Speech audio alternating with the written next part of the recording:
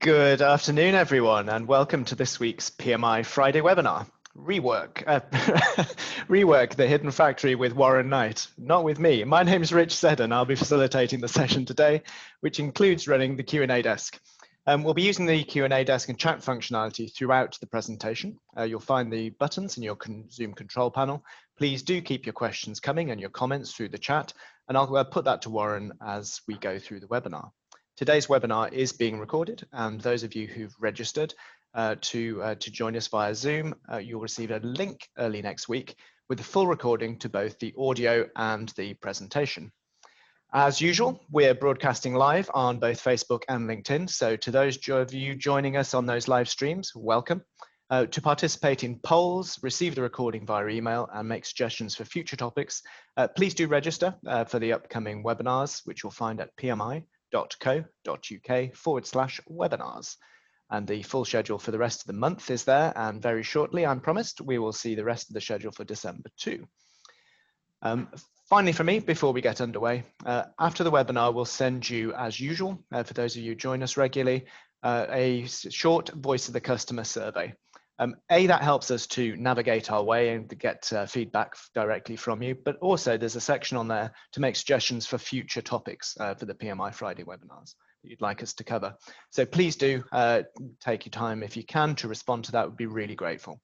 And without further ado, I'd like to hand over to Warren. Thank you, Rich, and good afternoon to you all. I'm Warren Knight, and today we're going to look at the hidden factories within our organisations. We're going to look at what a hidden factory is, and also why it's important to identify them, what causes hidden factories in rework, and of course, how do we address the problem. We're all familiar with the idea of looking to improve or lower our cost base in order to maximise our margins and our profits. But actually, in times like these, there are other benefits to a lower cost base, which is around agility, our ability to flex to variation in customer demand, and also the ability to be able to flex our prices in response to changing business conditions. The challenge, though, is how do we lower our cost base in a safe and effective way that doesn't damage that valuable capacity that's really important and helps us to maintain our performance. And so the thrust of today's presentation is about how we might make that improvement in a safe way through tackling the factories that are hidden within our organisation generating rework.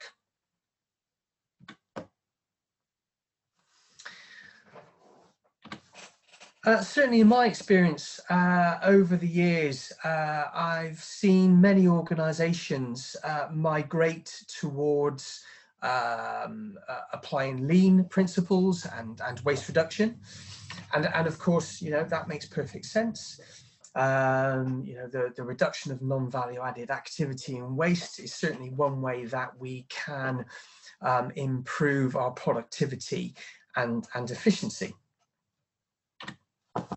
However, what I've noted is as that migration occurs, there has been, in response, a continual reduction in our focus upon quality and variation. And actually, for me, one of the things that I would advocate right now and hopefully prove to you as we go through this webinar is that actually, if we're really to be really effective in reducing our cost base, actually we need a comprehensive methodology that both focuses on waste and variability reduction. So, starting off with, so what is a hidden factory? Well, let's be clear first of all, although it's called a factory, actually this concept is universally applicable. It applies in terms of service as much as it does in manufacturing type organizations.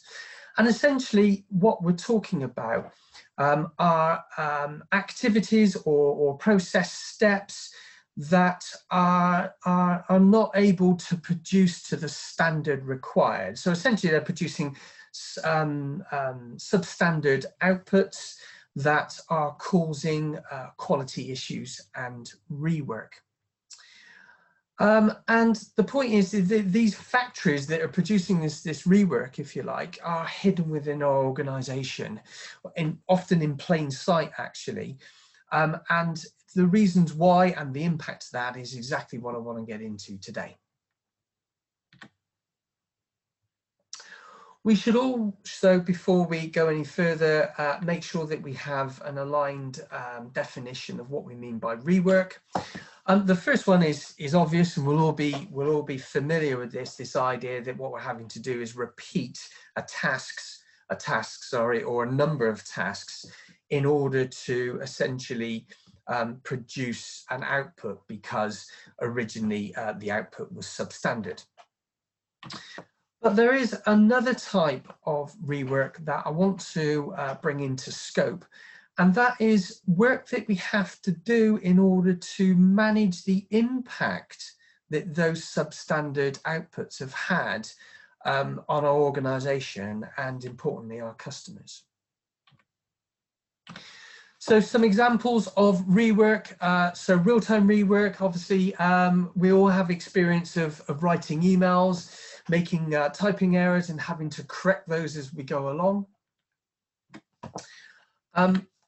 You know, more formal rework when due to some kind of inspection, we identify post-activity that the output is not what it needs to be and we have to rework it. Again, I'm sure we've all had experiences of having to resubmit reports or reprocess transactions in components. And finally, actually think about it. There's a third type of rework mentioned earlier, and the examples of that is, for instance, we have in organizations possibly processes that are designed, their purpose is to rework, such as handling customer complaints, making field repairs. Rich. Hello. We've got a first question off the desk, and it is as follows. Rework is considered a waste in Six Sigma, where value is not added and non-value added service. I see managers who don't have education on this and still say, do it again, do it again. Have you experienced such things, Warren? Sorry, can I sort of check the question that the manager, is the manager not seeing it as rework? Yeah, doesn't recognize it as rework, yeah.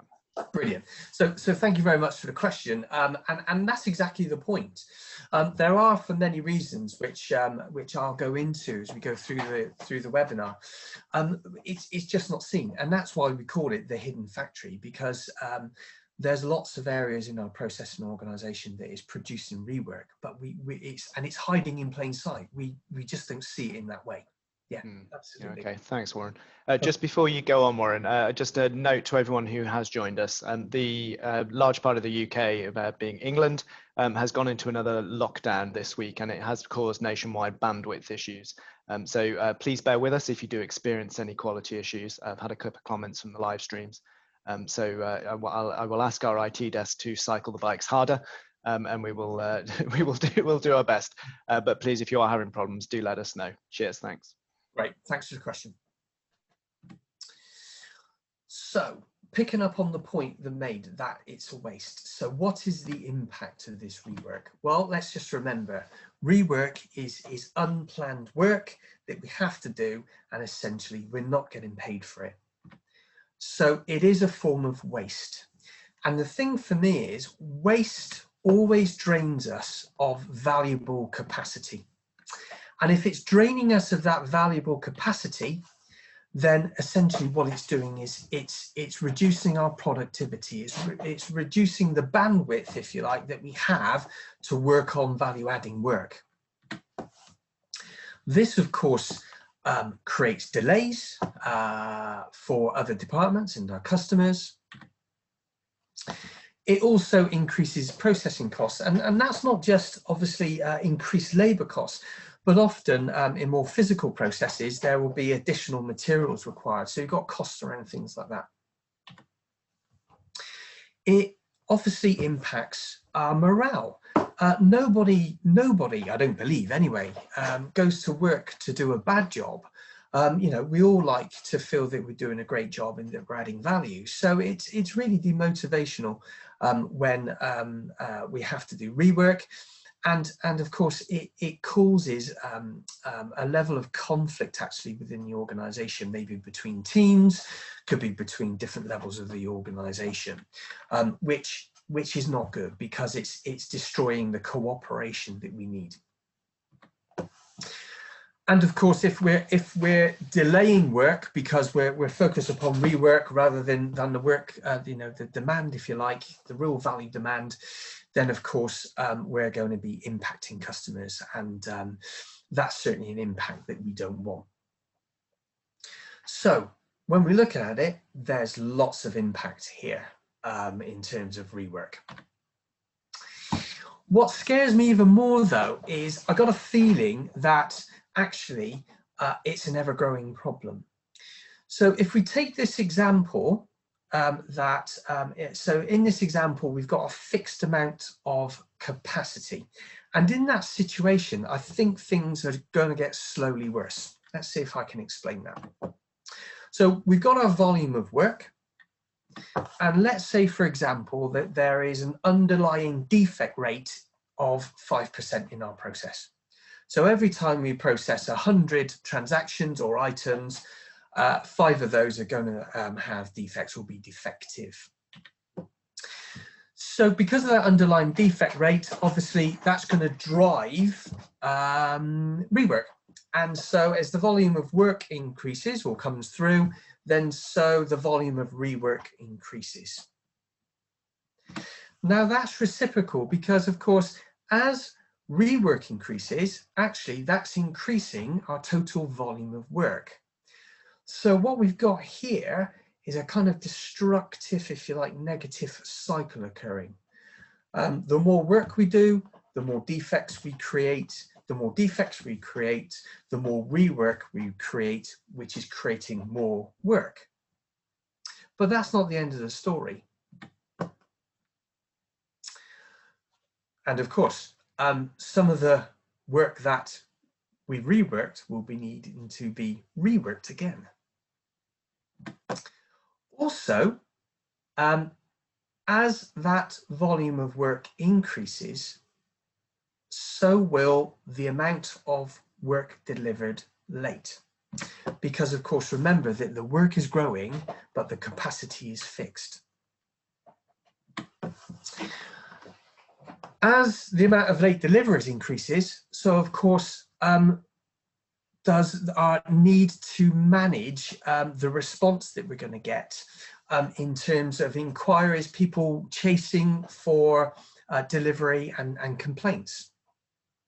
And let's say actually 20% of customers whose delivery is late will either inquire where it is or indeed complain. So if that's 20%, as that volume of late work increases, then that 20% in terms of number isn't going to increase. And of course, that's all additional work. So that's going to drive our workload up as well. So actually, what we've got overall, I believe, is an exponential increase in work over time.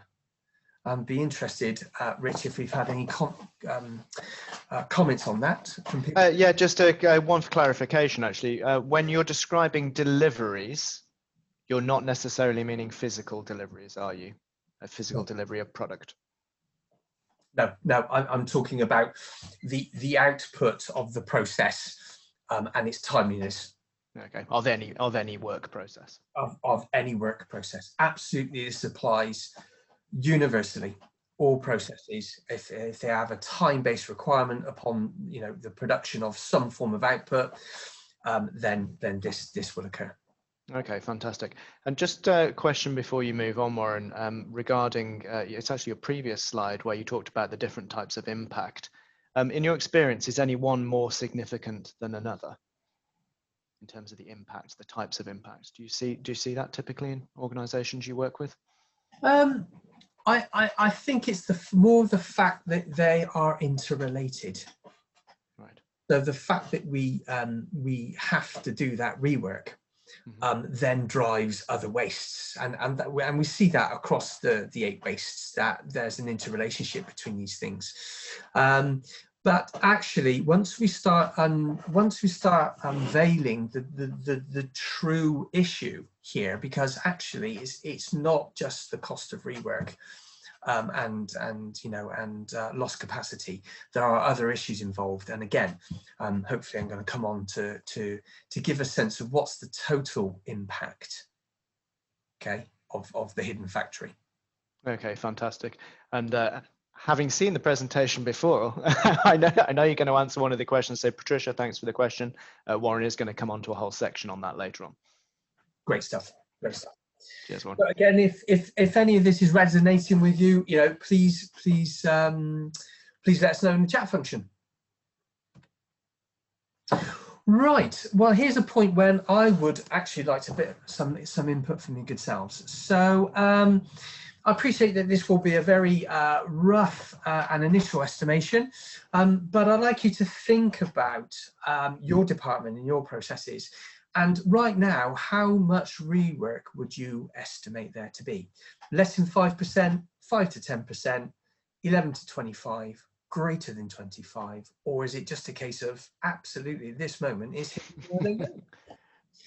Okay, so I'm going to launch that poll on screen now. For those of you joining us on the live streams, please do feel free to contribute it to the chat. Okay, so hopefully you can see that now, and I can see voting has gone live. I'll just give you a few moments to respond to that. Jumping around like the Pennsylvania vote count at the moment. Not that I'm casting any aspersions on which answer I think is equivalent to a candidate. Okay, and we are just about there, I think. So just get your last votes in on there. And I'm going to end polling. Oh, a few more nipped in there at the end. Postal votes. Okay, thanks very much. Okay, so we've got the results. So hopefully you can see those on screen. So I'll just talk you through those. So in answer to your question, thinking about your department and processes, how much of the work do you estimate to be rework? Less than 5% has come in at around 10% of our respondents. In the lead is the middle ground, the 11 to 25%, which as the question suggests, this is an estimate, of course. We're not expecting these to be precise. Closely followed by the 30%. So we've got those two values there. Most of the answers falling between 5 and 10 and 11 and 25. And then just a few of you saying that I couldn't really say at the moment because it's hidden to me. Warren, what's your take on those? Any surprises in that? No surprises, and I think that's a good indication, isn't it? I mean, anywhere between 5 and 25%, that's a significant amount of rework, and as I just suggest, that that's a heavy strain upon a business. Of course, the likelihood, and it's going back to the point, the question earlier about what's the true impact of this, is we've not even taken into account the rework that is caused by your department elsewhere in the organization. This is just what you're seeing in your department. Yeah, fascinating. And we've had a slightly tongue-in-cheek comment here from Adarsh on the chat function. Not a question, but an experience to share.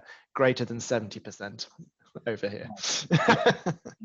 And actually, I must admit, in my experience working with organizations, I do get a sense that 50% of what operators are doing is that idea of failure management. It's work that they're doing because the customer is chasing work that hasn't been delivered.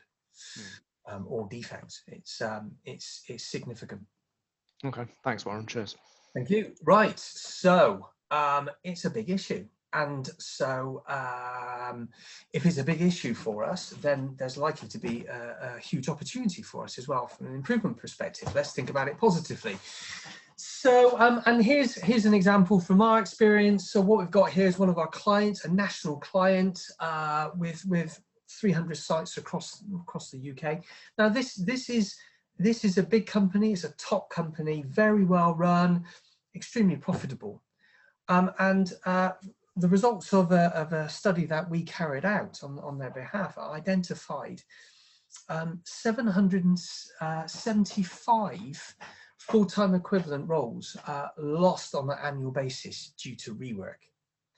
Now, that's a huge number of lost capacity, and actually that wasn't attributable to large, significant assignable issues, and that's the point.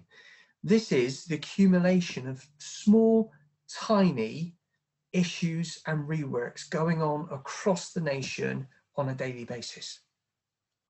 And that's why it's hidden, because it's everywhere around us.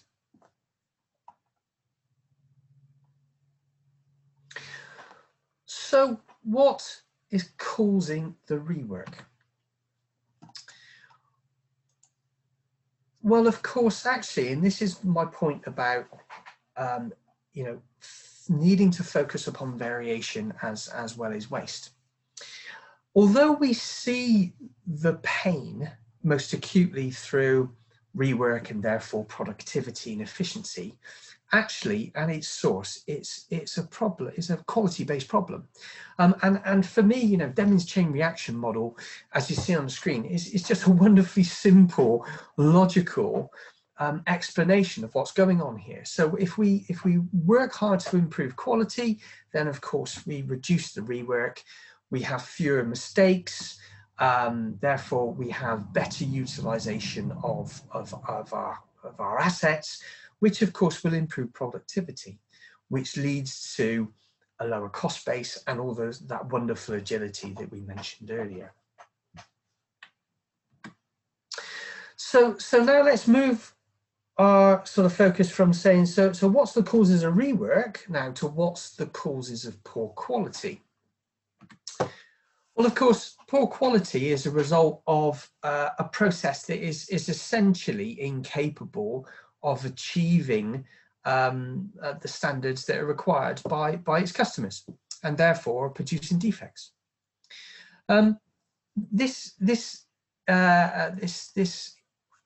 incapability, if you like, could be due to a lack of standardization. That being a lack of consistent understanding or agreement about the requirements of the customer regarding the output of the process. Think of, I'm sure all of us have either produced or have received reports that have missed the mark in terms of the information that they contain, which would be an example of a lack of good operational definition of what's required. Or indeed, it might be due to a lack of understanding and adoption of best practices that really help us to deliver a quality result. Think about it, many of our processes will involve elements of dark art, where there's special processing techniques or special knowledge that is required in order to do a great job, and operators develop this special knowledge and technique over many years of experience, but it's not surfaced, it's not shared, it's locked away in certain operators. It could be due to just the way that the process is designed, and it's designed in a way to allow failure to occur. That could be human error. So, we are all human, we can all make mistakes. So if the process is designed to allow us to make mistakes, we will. I see lots of databases, again, both in manufacturing and in service, where the process is designed to allow variation in the way that input data is input, or indeed will allow incorrect data to be added, which of course is going to cause a defect somewhere along the line. Or finally, it's back upstream, and the problem with capability is around the inability to be able to control variation in our inputs. Again, data quality is one that I'm sure we've all suffered with. So now, and I've been alluding to this point, it's not just the productivity hit that we're taking. If we now recognize that this is essentially a quality issue, there are other impacts and costs that we need to, bring into scope. So first one is that if the defect is not discovered early, then that product or service transaction will continue to flow through the process and be processed. And so what you're doing is you're then wasting even more effort on processing transactions and items that are defective. If it's not picked up at all, then you're going to get a quality escape. And of course, that's going to impact. You've got dissatisfied customers, that could impact your brand. Then there's the actual physical cost of apology payments or warranty claims. And that could be significant for many organizations. So another cost to add to the list. And finally, and in some probably more sort of manufacturing type situations where actually you're unable to rework the item, then of course you have to scrap it, or if it's not completely defective, then sell it at a reduced price or some form of concession. So now the costs and the impact are really starting to build up here. So it's a problem we all recognize, and we're starting to realize that it's a significant issue, and there's therefore a significant opportunity. But I want to pause a second and just think about what's a common response, certainly one that I see in organizations, and I'll be interested in if you've got similar experiences. So a common response when we've got defects is to add inspection. And why? Well, it makes common sense because, of course, if we're creating defects, we need to protect our customers. And when we've discovered the defect and we're in that act of problem solving, then to add more inspection makes perfect sense at that point. If you think about the escalation of action in problem solving, we start with contain the situation and correct the situation. And at that point, containment requires inspection to make sure that the situation is getting no worse. But of course, very quickly, if we're to be effective, we've got to move beyond containment and correction into prevention and improvement. And at that point, is inspection really an effective response? So I've got a little experiment for us, an inspection test. In a moment, I'm going to give you 10 seconds to count the number of Fs in the following sentence. Get ready, everybody. 10 seconds. Here we go.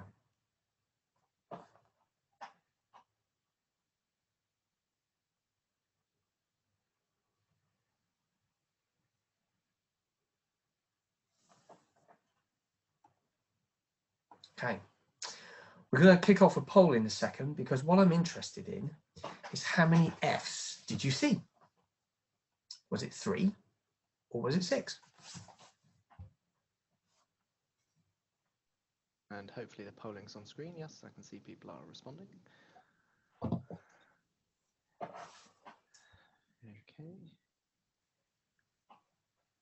Just getting those responses in now. Okay, wow. Cool. I'm just going to end that now. Okay, and share those results.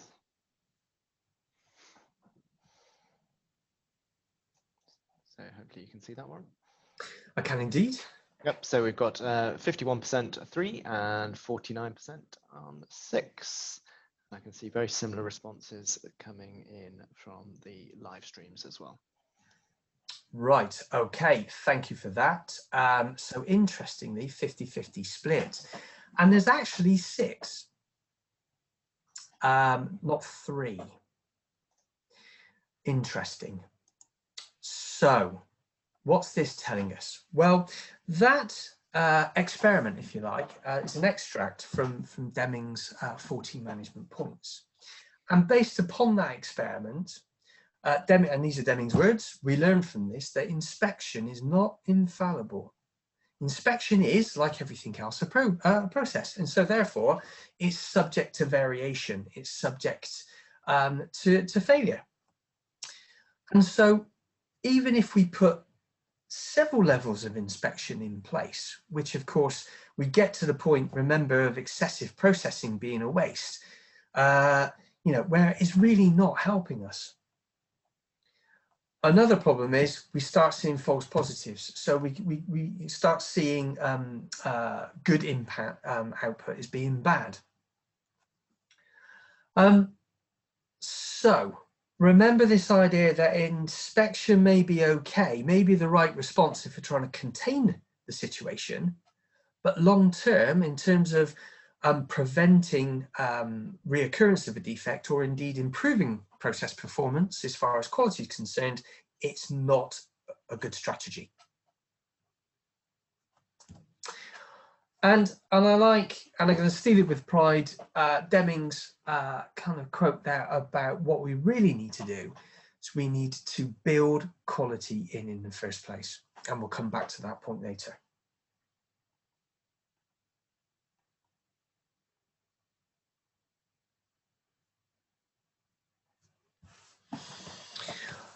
So again, so this really just sums up this idea that when a defect is found, then inspection is a valuable thing to do for containment purposes, but it's not a useful strategy for prevention and improvement.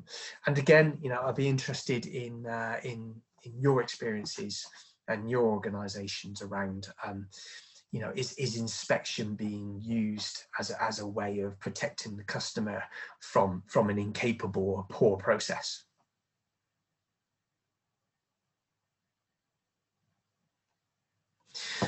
So finally, now that we've talked about detection and inspection, now we're able to really unveil the full cost of our hidden factories.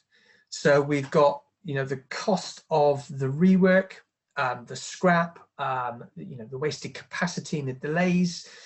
We've got that cost of managing the failure, if you like, in terms of responding to customers' inquiries and complaints, and, you know, all the damage that comes with that reputationally.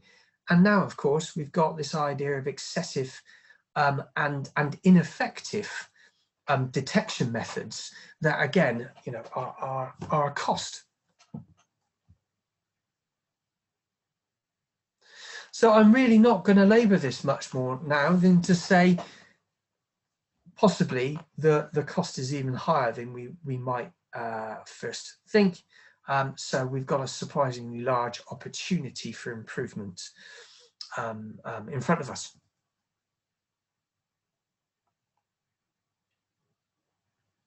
So to the point in the questions earlier, so why is it hidden from us? And I find this really interesting, that I think a lot of it is down to culture and mindset. I've worked with some organizations that actually just see rework, see defects is just an acceptable loss of doing business. And so therefore there is no challenge in the organization to do any better.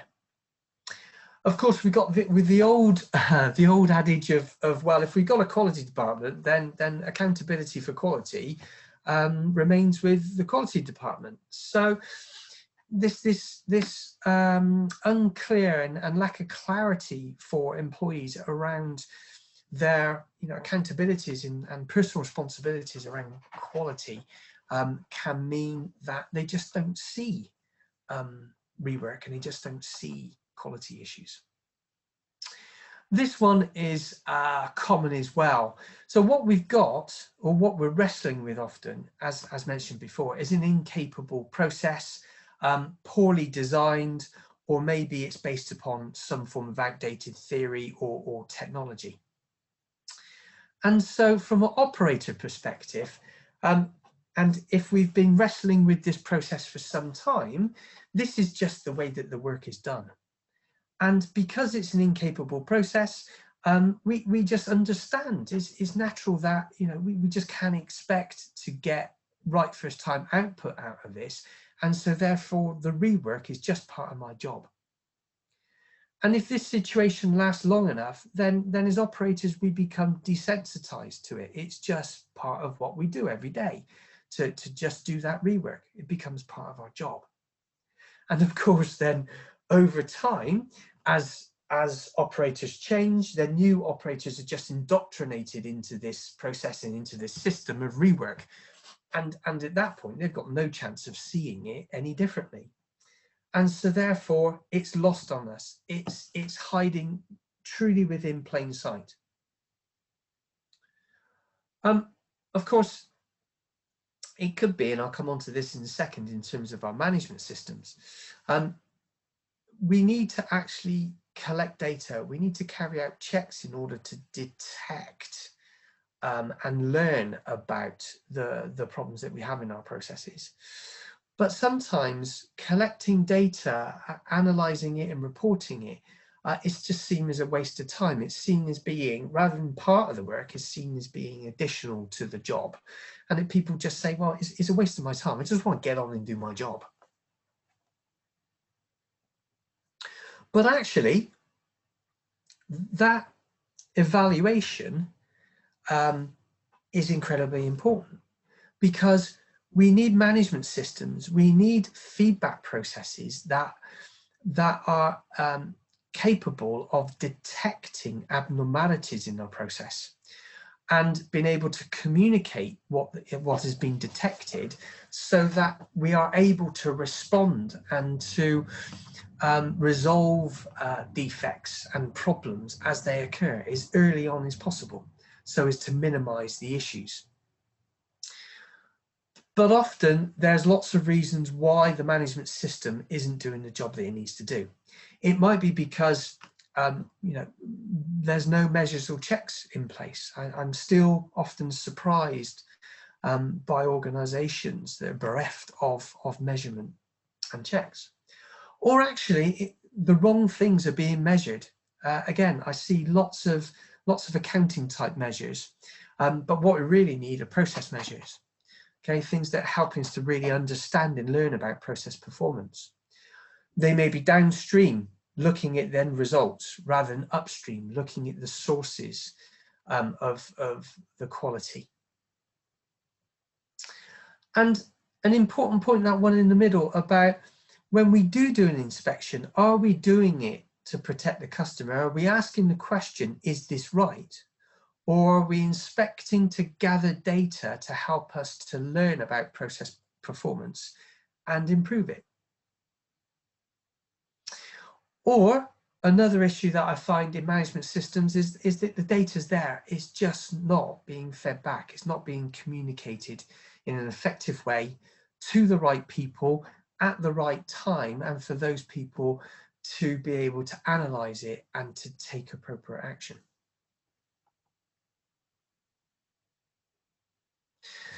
The final reason why it might be hidden to us, of course, is because actually we don't see the defects in the rework in our area. Actually, as far as we're concerned, everything that we're producing is as it should be, is acceptable. And it's only when those products or services then flow into other areas of our system that the issues are created. And so back to the poll earlier, as I said, everything might be fine in our department, but actually that doesn't mean to say that we're not generating, you know, quality issues and rework elsewhere in the organization, because our systems are complex, and time and time again, cause and effect is separated in both time and space.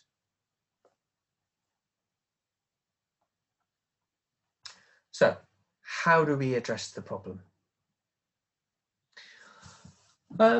Well, coming straight off the last point, it's incredibly important that we take a systemic approach to this. For me, Deming's system of profound knowledge gives me insight into how to proceed. So firstly, we must engage and involve those people who are involved in the process in actually learning about and improving the process.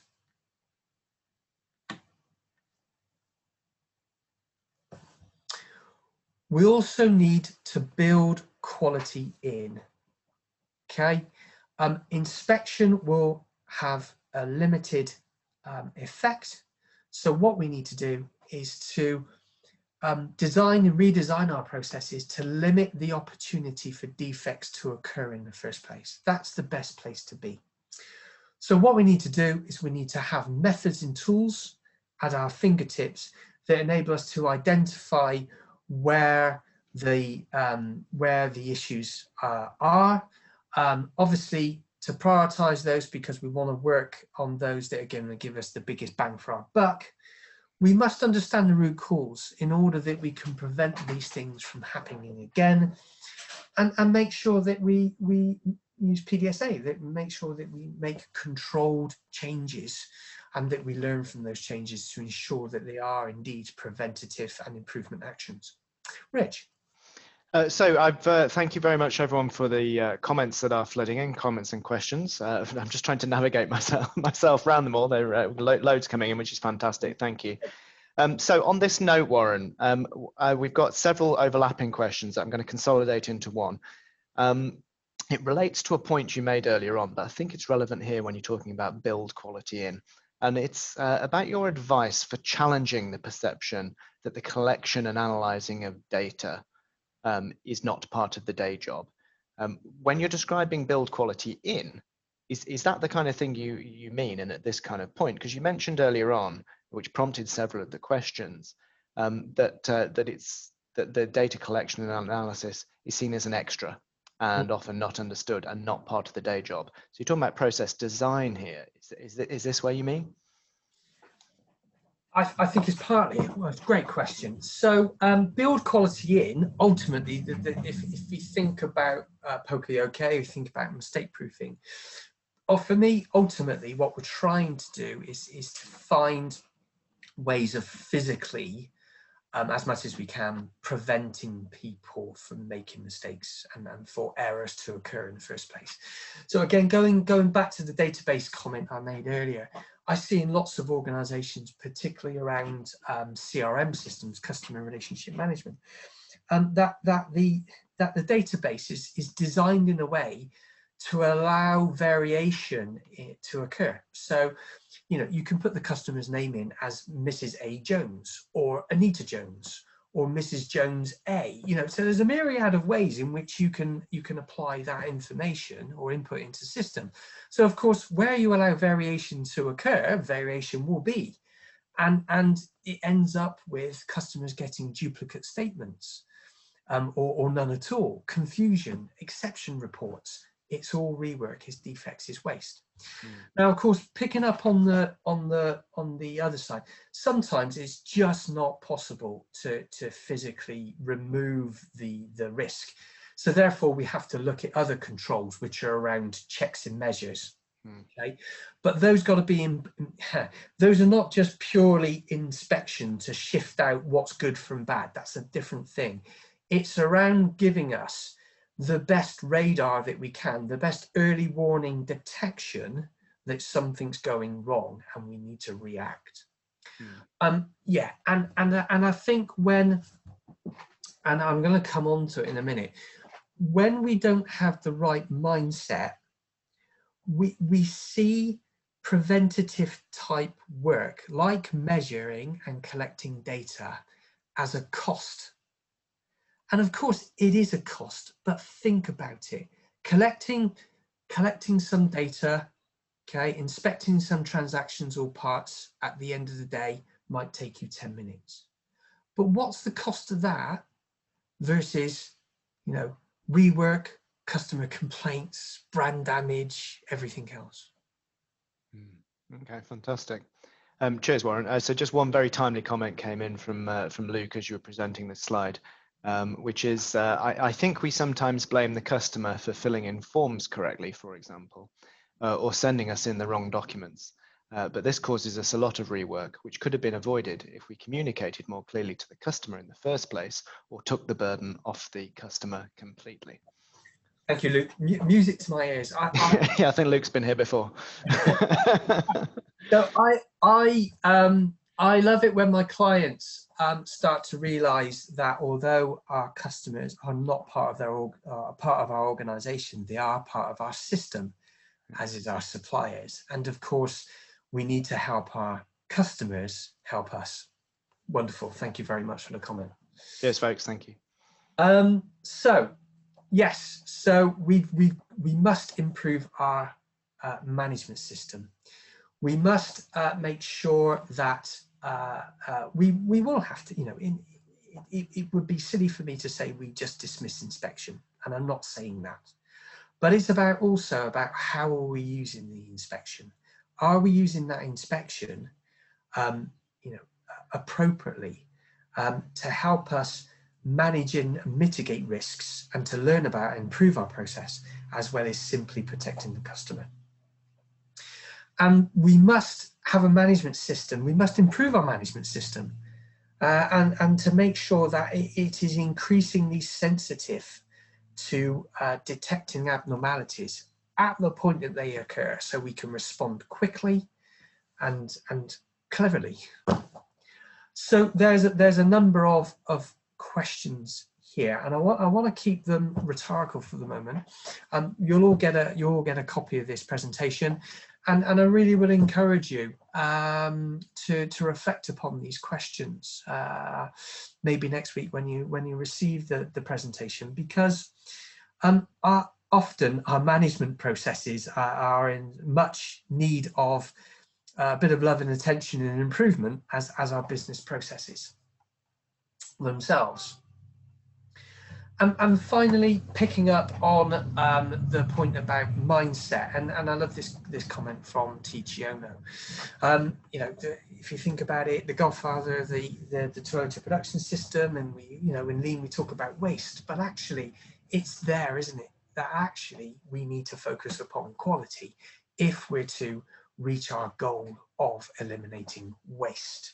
So we have to fundamentally, we have to have the right mindset going forward. And let's be clear, none of us can contribute effectively if we do not understand the concepts of both waste and variation.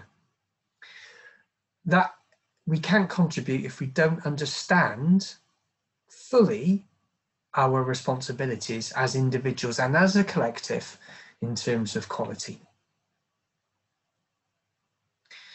If we don't prioritize quality over productivity, back to we're just too busy to do the data collection. We're too busy to sort out the defects that are occurring. We'll put them to one side because we just need to carry on producing.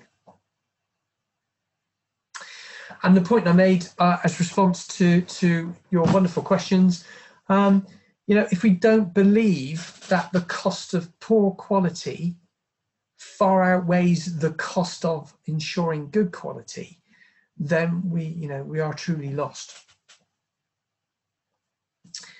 And we are all called upon in our roles to lead, and it's therefore down to us at those moments when we are leading to do our best to make sure that our colleagues are appropriately educated and empowered to do the opposite of these things as on the screen.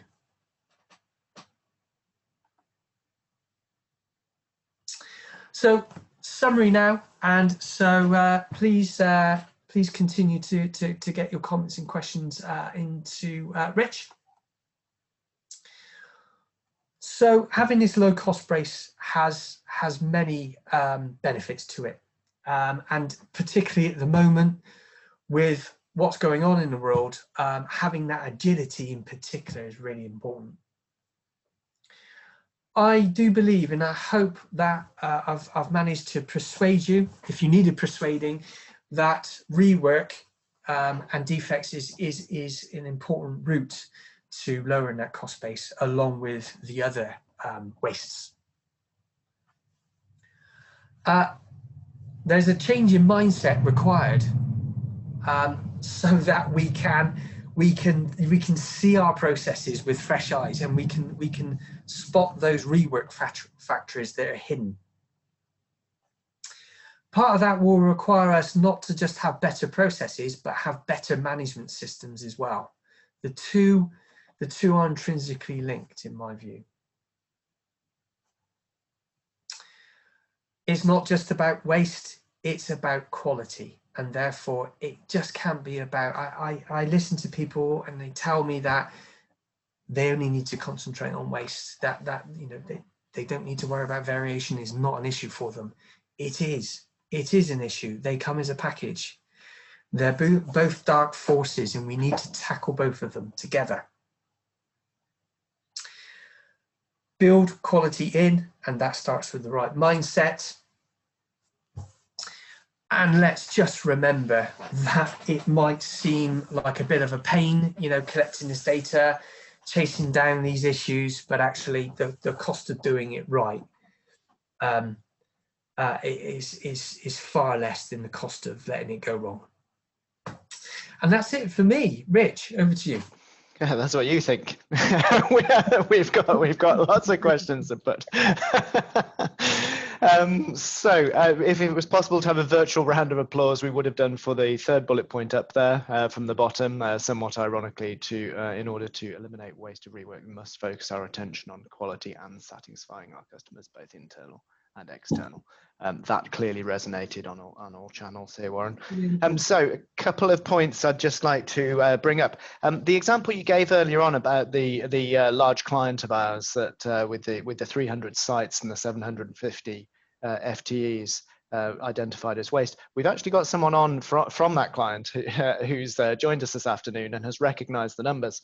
And has agreed with your summary and added the comment that what resonated most in this case was that there was a culture of acceptable loss. And that has been the biggest challenge, that the rework was just seen as part of the job. Not that it was rework discreetly, but it's just part of the job. So Steve, thanks very much for that. And I'm very pleased you recognized your own numbers there. and actually, you know, the problem is with all of this, that makes, from an operations perspective, and that's my background, it makes sense, doesn't it? Of course there will be loss. You know, we don't live in a perfect world, so we should just accept it, shouldn't we? Yeah, exactly. And we had a great comment earlier on from Russell. I'd just like to read to you because it's on the private chat here. I'll skip the bit where he praises your presentation and go straight in.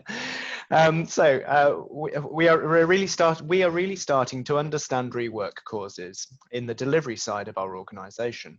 And key to understanding is categories for problem solving. We're using MS DevOps, Kanban to augment our process. Aside from the benefits of visualizing our process flows, we all reject and hold reasons through each stage. The rich data that this has generated has increased collaboration to solve problems along the value stream and has acted as a catalyst for some great improvement projects. Wow, fantastic, fantastic. And you know, and it goes back to the point I made about staff morale and how actually it's so easy for it to become you know, dysfunctional between departments when one department's causing another department's problems, you know, and it destroys that cooperation that it's so vital for us to win as an organization. That's a great example. Thank you. Yeah. And again, an agglomeration of questions here that I'm putting together. It's about practical advice for tools to understand where the waste is sitting and where the rework is sitting in the process. Would you recommend a tool such as value stream mapping is the essence of several of those questions? Interesting, because I've got a webinar on that in a couple of weeks' time. Funny enough. Oh, nice pitch. I don't quite give the game away. No, I think a value stream map is a great tool, and of course, lots of people will use value stream mapping as a way of seeing the wastes, of course, which of course defects is one of them. So I would suggest, I mean, there are other purposes, and then that's what I want to cover, you know, in a couple of weeks' time. But yeah, if that is a tool that you are familiar with in your organization, and it's something that will generate a useful conversation between the right people about where are the defects and what are they, and where's the rework, then I'm all for the value stream map. I think there's lots of tools. Simple flowcharting can do it, value stream mapping can do it. But for me, it's not so much the tool, it's the conversation that is generated as a result of it. So yeah, value stream mapping is one of them. Great, thanks ever so much, Warren. Okay, cool. That's all we've got time for in terms of the questions. Warren, if you could just flick onto your final slide for me. That'd be great. Indeed. Thank you very much. Thank you all for joining us. As you will see on screen, just a reminder that for the PMI Lean Six Sigma Green, Black and Master Black Belt courses, they are fully virtual, and anyone that does book one of those courses is receiving a brand new iPad from us, which is theirs to keep at the end of the course. You can find out more about those courses at pmi.co.uk, what we do training, where there's plenty of links to. And if you could just jump onto the final slide for me, Warren. And so thanks again for joining us. It's our pleasure and privilege to host these for you, and thank you so much. I've just counted up. I've got to about 16 different countries that from people joining us, as far spread as Trinidad, India, USA, Nigeria, UK, China, just to mention a few that I've just spotted. So just a reminder, the schedule is available on the website, pmi.co.uk/webinars. Please do register there. You'll also find all the recordings of previous webinars there too. And on that note, please do look out for the Voice of the Customer survey, which will be with you momentarily. And we wish you, thank you very much from Warren and myself, and we'd like to wish you all a very happy, safe and relaxing weekend. Thanks for joining us. Thank you.